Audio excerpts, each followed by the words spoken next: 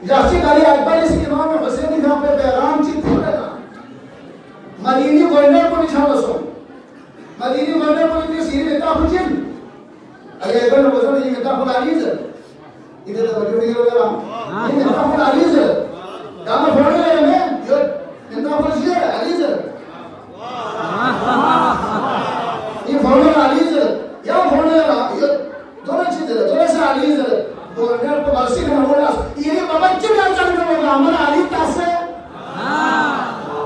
अल्लाह अकबर ये बाबा से क्यों चिड़े हो ये बाबा क्यों चल रहा है ये हमारा अली तासे अली अकबर की पैगाम को खुले हुसैन से जो शोहदाए खिदमत और बाबा की पैगाम को हम जो अल्लाह दिन ऐसो हुसैन का सरनूस अली शान से ये बड़ी दिनता बस क्या बड़ा काम के कोशिश में समझना ना ये बड़ी दिनता खुद को बड़े कोशिश अमीर शान से ये बड़ी दिनता बस नो भी काम के कोशिश में समझना है ना हुसैन से ये बड़ी दिनता खुद को भी कोशिश है खुदा से ना पूछ क्या कहना का हमारा अली ताबिल तो वो क्या कहना का हमारा फातिमा ताबिल चलांजी जब ये और पुश आपने दिले टेम्पो दिखा